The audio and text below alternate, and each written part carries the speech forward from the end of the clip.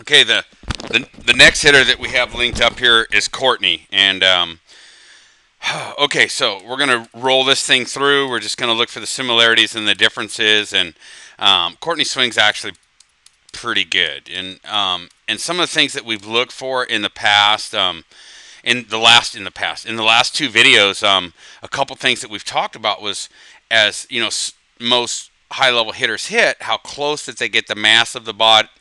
Darn it. The mass of the barrel to the mass of the body, to the trunk of the body, to the core of the body, to what's going on. And Courtney's actually does that really well. So and then we watch her kind of turn this through. And this is the idea that we have for some of your hitters, or any hitter that has a problem with, early disconnection from the body, is go ahead and take the bat head, stick it to the shoulder, and stick it to the shoulder all the way until the knob is basically pointed at the pitcher, which would be here, and on the other side of the screen you can see it here. So some really good things. Courtney does actually some really good things to get through to the ball here. So we're going to back this up all the way, and this is my job. My job is to get hitters in here and help them out and point out some things that they can do better. So one of the things that we obviously see is, Courtney steps this up. This is the third hitter in a row where we just need to be really careful with the back leg. Aha! Take a look on the other side, and we see this back knee kind of outside also. So, but here is like quickly, and I mean very quickly, where you see the back knee get inside what we call the base, where the foot and the hip get. So just be really careful with that. So we'll back this up, and let me tell you this.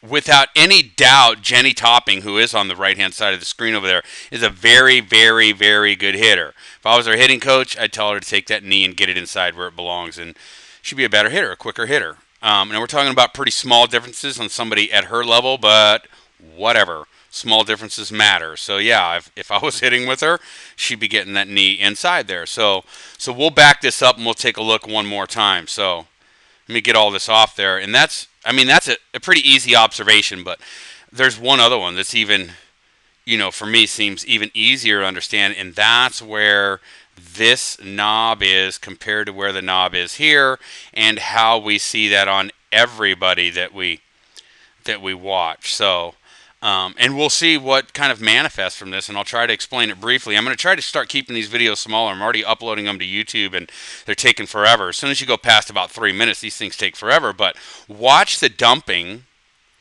Watch the dumping that happens with the knob here. Watch the vertical dumping, which we want to get out of there, and watch the difference as Jenny loads this up, and Jenny takes the knob straight into where she needs to go. So we'll take this, load it up, fast forward them through, and I'll do this a couple times, but there's the vertical dump, the 1, 2, 3 frames of vertical dump that we see with Courtney.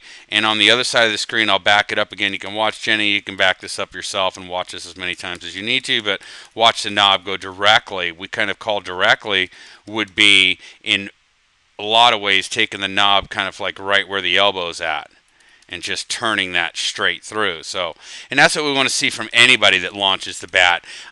If we, I don't want to get into it too much, but some of the stuff and watch the dumping of the barrel as well with Courtney, and she can be like careful of that. So you see the dump. So when Courtney goes to go turn her bat head through this direction, the momentum that she's already created kind of going downwards, assisted by gravity yanking on the bat, makes it really difficult for the middle to turn this bat head and get it on plane with the pitch coming at her.